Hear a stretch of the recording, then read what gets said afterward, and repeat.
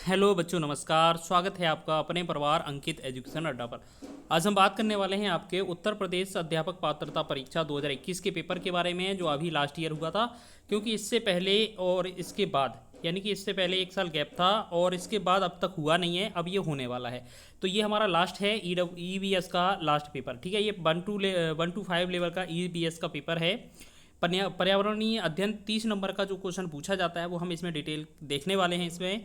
ठीक है, टॉप 30 प्रश्न है, आप अंत तक देखिएगा और अपना स्कोर बताइएगा लास्ट में कि आपने 30 में से कितने क्वेश्चन सही किए हैं। तो यहाँ पर पहला क्वेश्चन है आपका कि सर्वाधिक जैव विविधता पाई जाती है। इसमें पहला क्वेश्चन पूछा गया था आपका 2021 के यूपी टेट परीक्षा में कि सर्वाधिक जैव विविधता कहाँ पाई जाती है। फूलों की घाटी में, दोरांग घाटी में, शांत घाटी में या सूरमा घाटी में। तो इसका राइट आंसर हो जाएगा आपका शांत घाटी, ऑप्शन नंबर तीसरा इसका सही विकल्प हो जाएगा। और ये शांत घाटी जो है वो आपका कहाँ है, केरल में है। केरल कहाँ पर है, केरल में है। ठीक है, याद रखेंगे। चलो आगे बढ़ते हैं सेकंड क्वेश्चन की ओर। चलो सेकंड क्वेश्चन की ओर बढ़ेंगे हम। सेकंड क्वेश्चन लिखा है एलपीजी के संदर्भ में क्या असत्य है। एलपीजी का मतलब होता है एलपीजी, इसका मतलब है लिक्विड पेट्रोलियम गैस, द्रवित पेट्रोलियम गैस जो होती है, जो हमारे घरों में यूज़ की जाती है। इसके बारे में कौन सा कथन गलत है। यह एक स्वच्छ ईंधन है, मीथेन उत्सर्जित करने वाला है, या नीली ज्वाला निकलती है इससे, या उच्च ऊष्मीमान है। तो हम बात करें इस एलपीजी के बारे में, लिक्विड पेट्रोलियम गैस, तो इसमें मीथेन जो उत्सर्जन करने वाला है, ये मीथेन इससे उत्सर्जित नहीं होता है।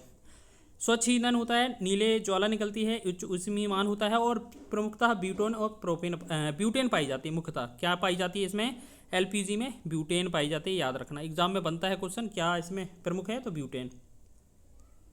अगला क्वेश्चन है पारिस्थितिक तंत्र के घटक कौन कौन से हैं। तो पौधे, जीव जंतु, उत्पादक, उपभोक्ता तथा अपघटक, उत्पादक और उपभोक्ता, जैविक तथा अजैविक।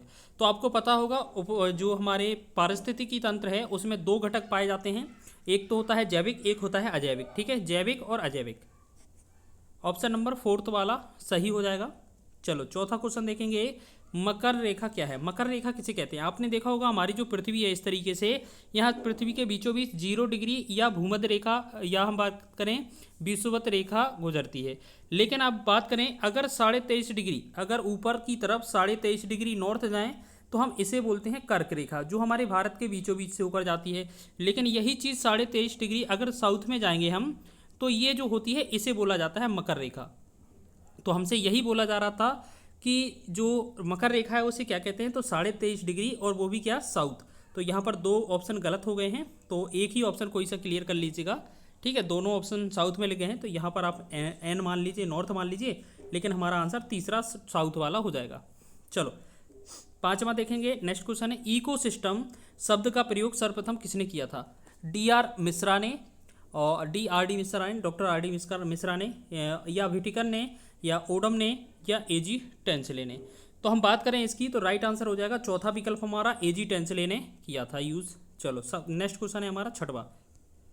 आपको अंत तक वीडियो देखना है और सारा आपको प्रैक्टिस बताना है कि आपने कितने क्वेश्चन किए हैं। ठीक है, बहुत ही कम समय में यह हमारा कवर हो जाएगा। निम्न में से कहाँ आर्सेनिक द्वारा जल प्रदूषण सर्वाधिक है। उत्तर प्रदेश, पश्चिम बंगाल, बिहार या मध्य प्रदेश। तो इसका आंसर जो होगा वो हो जाएगा हमारा ऑप्शन नंबर बी, जो दूसरा है हमारा पश्चिम बंगाल, इसका राइट आंसर हो जाएगा। ठीक है, पश्चिम बंगाल। चलो ये चीज़ हो जाएगी आपकी, पश्चिम बंगाल इसका राइट आंसर हो जाएगा। चलो नेक्स्ट देखते हैं क्वेश्चन। भारत में पश्चिमी घाट के दक्कन शुष्क हैं, अब क्यों, क्या कारण है। निम्न ताप प्रभाव है, दाब प्रभाव है, रेन शेडो प्रभाव है, या उच्च तुंगता प्रभाव है। तो हम बात करेंगे इसकी, तो राइट आंसर हो जाएगा रेन शेडो प्रभाव, ऑप्शन नंबर तीसरा विकल्प आपका सही हो जाएगा। चलो आगे बढ़ते हैं, आगे देखेंगे वन्य जीव सुरक्षा अधिनियम जो बात करेंगे ये कब पारित किया गया था। 1960 में, 1975 में, 1972 में, और 1960 में, 1962 में। तो कौन सा आंसर हो जाएगा, तो वन्य जीव सुरक्षा अधिनियम की बात करी जाए तो 1972 में ये आया था। ठीक है, तो इसमें जो हमारा विकल्प है आपका तीसरा वाला, ये राइट आंसर हो जाएगा, ऑप्शन नंबर तीसरा। चलो आगे बढ़ें, 9वें क्वेश्चन की ओर बढ़ते हैं। लिखा है क्वेश्चन कि वायुमंडल की ऊपरी सीमा पर प्रति इकाई क्षेत्र में प्राप्त होने वाली सौर विकिरण क्या कहलाती हैं। तो इनमें हमारा कौन सा आंसर हो जाएगा, सूर्यातप होता है कि उसमें बजट होता है, सौर स्थिरांक होता है, या सौर ऊर्जा। तो हम बात करेंगे इसकी, तो राइट आंसर हो जाएगा हमारा ऑप्शन नंबर आपका तीसरा, सौर स्थिरांक कहा जाता है। ऑप्शन नंबर तीसरा विकल्प आपका राइट हो जाएगा। चलो आगे बढ़ते हैं नेक्स्ट 10वें क्वेश्चन की ओर। लिखा है किसी देश के संविधान से या किस देश के संविधान से हमने मौलिक कर्तव्य को लिया है। फंडामेंटल ड्यूटीज़ जो हैं वो हमने किससे ली हैं, तो यूएसएसआर, जिसे हम पूर्व सोवियत संघ या रूस बोलते हैं, रूस से हमने मौलिक कर्तव्य लिए हैं। तो ऑप्शन नंबर दूसरा इसका राइट आंसर हो जाएगा। और ये मौलिक कर्तव्य जो हैं वो 51A आर्टिकल में स्थित है हमारे संविधान में। चलो आगे देखेंगे। घास भूमि क्षेत्र के पारितंत्र के खाद्य श्रृंखला में सबसे उच्च स्तर का उपभोक्ता कौन सा है।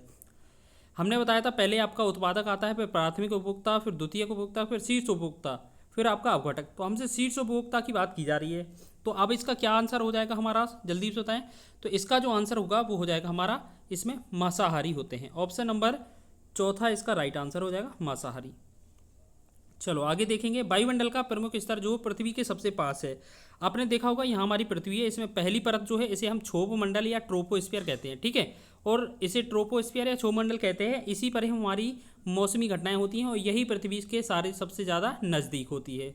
तो क्षोभ मंडल इसका राइट आंसर हो जाएगा। लेकिन एक दूसरी परत होती है यहाँ पर, इसे बोलते हैं समताप मंडल, स्ट्रेटोस्फीयर, इसे समताप मंडल बोलते हैं, जिसमें हमारी क्या पाई जाती है, ओजोन पाई जाती है, याद रखना।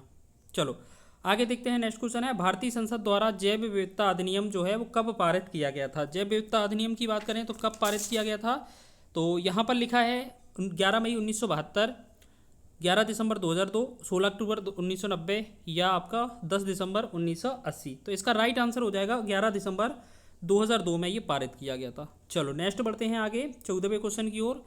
निम्नलिखित में से कौन सी कृषि करने की प्रक्रिया पर्यावरण संरक्षण में सहायक है। शिफ्टिंग खेती, जैविक खेती, अधिक उपज वाली किस्म की खेती या ग्लास हाउस में पौधे लगाना। तो आपको पता है जैविक खेती का यूज़ करना ये पर्यावरण संरक्षण में सहायक होती है। ऑप्शन नंबर बी इसका या दूसरा इसका राइट हो जाएगा। नेक्स्ट है हमारा अम्लीय वर्षा संबंधित है तो हाइड्रोक्लोरिक एसिड से, बोरिक एसिड से, एसिटिक एसिड से या सल्फ्यूरिक एसिड से। तो हमें इसमें किसकी वर्षा मिलती है, तो हम बात करेंगे इसमें सल्फ्यूरिक एसिड H2SO4, सल्फ्यूरिक अम्ल, ठीक है। तो यहाँ पर हम बात करेंगे सल्फ्यूरिक एसिड से संबंधित है हमारा। ऑप्शन नंबर डी इसका चौथा इसका राइट हो जाएगा। WWF से आशय क्या है, तो WWF की बात करेंगे तो हम इसमें राइट आंसर हो जाएगा हमारा, तो इसका आंसर करें जल्दी से, क्या हो जाएगा हमारा। चलो एक क्वेश्चन हम आपको ये वाला देखते हैं, क्योंकि ये वाला जो क्वेश्चन है हमने प्रीवियस ईयर एग्जाम में करवाया है, ठीक है। हमने प्रीवियस ईयर आपके जो हमने बोला था ना कि क्वेश्चन रिपीट होते हैं, सेम क्वेश्चन आपका पूछा गया था, हमने पिछले पेपरों में बताया है। तो हम ये क्वेश्चन आपके लिए कमेंट के लिए पूछते हैं, ठीक है। चलो इसमें हम क्या करते हैं, कमेंट आपके लिए बोल देना, आपको क्या है कमेंट आपको करना है। चलो आपको कमेंट करना है इस क्वेश्चन का आंसर। चलो आगे बढ़ते हैं हम से नेक्स्ट क्वेश्चन की ओर। चलो फूलों की घाटी अवस्थित है, फूलों की घाटी अवस्थित है जम्मू कश्मीर में, उत्तराखंड में या सिक्किम में या हिमाचल प्रदेश में। तो फूलों की घाटी उत्तराखंड में स्थित है। ऑप्शन नंबर दूसरा इसका राइट आंसर हो जाएगा। नेक्स्ट आगे बढ़ेंगे 18वें क्वेश्चन की ओर कि भारत में निम्नलिखित में से कौन सी एजेंसी मुख्य रूप से प्रदूषण के मापन से संबंधित है। Green tribunal, survey of India, केंद्रीय जल आयोग या केंद्रीय प्रदूषण नियंत्रण बोर्ड। तो इनमें से हमारा जो राइट आंसर होगा चौथा विकल्प केंद्रीय नियंत्रण बोर्ड इसका राइट आंसर हो जाएगा। आगे देखने वाले हैं 19वां क्वेश्चन। कोटोपैक्सी या कोटोपॉक्सी एक जागृत ज्वालामुखी है जो अवस्थित है सिसिली में, रॉकीज में, एंडीज में या हवाई में। तो कोटोपैक्सी बात करें इक्वाडोर में है और ये जो है किस पर्वतमाला का भाग है, तो हम बात करेंगे इसमें, जल्दी से बताएं इस क्वेश्चन का आंसर क्या हो जाएगा। देखो ये भी क्वेश्चन हमने पिछले पार्टों में कवर कराया है, तो इसका जो आंसर हो जाएगा हमारा एंडीज पर्वतमाला में। ऑप्शन नंबर सी या तीसरा इसका सही विकल्प हो जाएगा। चलो आगे बात कर लेते हैं हम 20वें क्वेश्चन की। तो 20वां क्वेश्चन लिखा है तिब्बत की जो सांगपो नदी है भारत में किस नाम से जानी जाती है। गंगा, सिंधु, ब्रह्मपुत्र या यमुना। तो आपको पता है जो तिब्बत में सांगपो नदी है वो आगे हमारे अरुणाचल में प्रवेश करती है तो दिहांग नाम से, और दिहांग के बाद जब वो असम में आती है, असम के बाद वो है क्या, ब्रह्मपुत्र नदी कहलाती है। तो तीसरा विकल्प आपका राइट आंसर हो जाएगा। आगे बात करेंगे और ध्रुव तारा क्या है। ध्रुव तारा क्या है, उत्तरी तारे को कहा जाता है, पश्चिमी तारे को कहा जाता है, पूर्वी तारे को कहा जाता है या दक्षिणी तारे को कहा जाता है। तो इसकी क्वेश्चन की बात करेंगे तो इसका जो राइट आंसर हो जाएगा वो हमारा उत्तरी तारे को कहा जाता है। ऑप्शन नंबर पहला सही हो जाएगा आपका। आगे देखेंगे भारत में प्रोजेक्ट टाइगर प्रारंभ किया गया था कि 1972 में, 1985 में, 1981 में, 1973 में। जो टाइगर प्रोजेक्ट है बाघ परियोजना ये 1973 में आई थी। ऑप्शन नंबर चौथा वाला इसका राइट आंसर हो जाएगा, फोर्थ। 23वां क्वेश्चन है कि कान्हा राष्ट्रीय उद्यान भारत के किस राज्य में स्थित है। तो कान्हा किसली या कान्हा राष्ट्रीय उद्यान जो है वो किस राज्य में स्थित है। पश्चिम बंगाल, गुजरात, तमिलनाडु या मध्य प्रदेश। तो इसका राइट आंसर हो जाएगा चौथा विकल्प, मध्य प्रदेश में स्थित है। टाइगर स्टेट बोला जाता है मध्य प्रदेश को, याद रखेंगे। सर्वाधिक संख्या टाइगर की कहाँ है? मध्य प्रदेश में। लखनऊ समझौता 1916 किन दो के मध्य हुआ था? तो कांग्रेस व मुस्लिम के मध्य, नरम दल गरम दल के मध्य, ब्रिटिश भारतीयों के मध्य, हिंदू या मुस्लिम के मध्य। तो इसका जो आंसर हो जाएगा हमारा कांग्रेस और मुस्लिम लीग के मध्य हुआ था। ऑप्शन नंबर ए इसका राइट आंसर हो जाएगा। ठीक है, चलो आगे 25वां क्वेश्चन है, जंगली गधों के लिए अभ्यारण्य कहाँ है? राजस्थान में, बिहार में, मध्य प्रदेश में या गुजरात में? बहुत ही शानदार प्रश्न है। तो गुजरात इसका राइट आंसर हो जाएगा। ऑप्शन नंबर 4 इसका राइट आंसर हो जाएगा। और एक गिर राष्ट्रीय उद्यान भी याद रख लीजिए, जो कि गुजरात में है और वो एशियाई शेरों के लिए प्रसिद्ध है। 26वां क्वेश्चन है कि कार्बन डेटिंग संदर्भित करता है चट्टानों की शक्ति मापन, इनमें से सभी, पट्ट पर लिखने के लिए कार्बन का प्रयोग, या प्राचीन स्थलों में मौजूद हड्डियों का सामग्री में आयु मापन। जो कार्बन डेटिंग करता है, अगर कार्बन डेटिंग की बात की जाए तो जो प्राचीन स्थल में मौजूद हड्डियां हैं या उनकी सामग्री, इनकी आयु का मापन करता है। ये एक विधि होती है। ठीक है, चलो संविधान सभा ने कब राष्ट्रीय गान को अपनाया था? 20 जनवरी 1950, 13 नवंबर 1949, 21 मई 1949 या 24 जनवरी 1950। तो इसका राइट आंसर हो जाएगा आपका ऑप्शन नंबर चौथा वाला, 24 जनवरी 1950 इसका आंसर हो जाएगा। नेक्स्ट है हमारा बायो मैग्निफिकेशन है। इनमें से बायो मैग्निफिकेशन क्या होता है? समय के साथ ऊतक में विषैले पदार्थ की बढ़ती सांद्रता, इनमें से सभी, कंप्यूटर द्वारा चित्र के आकार में वृद्धि या जीव के आकार में वृद्धि। तो इसमें से जो आंसर होगा वो होगा हमारा पहला ही विकल्प, समय के साथ ऊतक में विषैले पदार्थ की बढ़ती सांद्रता को बायो मैग्निफिकेशन कहा जाता है।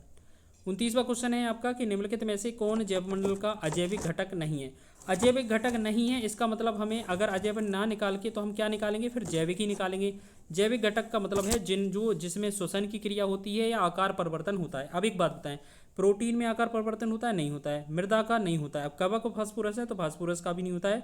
आपको याद रखना, ये कवक है, कवक का आकार परिवर्तन होता है। यहाँ हम सीधा कहें, जैविक के अंदर आपका कवक आएगा, जीवाणु आएंगे और सारे वनस्पति आ जाएगी जो जीवित है, और हमारे जीव जंतु आ जाएंगे। ठीक है, अब बात कर लेते हैं अंतिम प्रश्न की, और इस प्रश्न के बाद आपको कमेंट करके बताना है कि आपको कितने प्रश्न बने थे। ग्रीन पीस इंटरनेशनल का जो मुख्यालय है वो कहाँ स्थित है? न्यूयॉर्क में, नागासाकी में, एम्स्टर्डम में या सिडनी में? तो इसका जो आंसर है वो तीसरा इसका राइट आंसर हो जाएगा, ऑप्शन 3। तो आप बताइएगा कि 30 प्रश्न में से आपने कितने क्वेश्चन सही किए हैं, और वीडियो अच्छा लगा है कि नहीं बताइएगा जल्दी कमेंट करके। और हाँ, अपना स्कोर जरूर कमेंट बॉक्स में दीजिएगा कि आपने कितने क्वेश्चन सही किए हैं। इसी तरीके से हमने अभी जो हमारा पर्यावरण अध्ययन है इसके क्वेश्चन हमने सॉल्व किए हैं प्रीवियस ईयर। ऐसे ही हम सारे पेपर जो हैं इसका सॉल्यूशन करवाने वाले हैं। तो मिलते हैं नेक्स्ट वीडियो में, तब तक के लिए जय हिंद।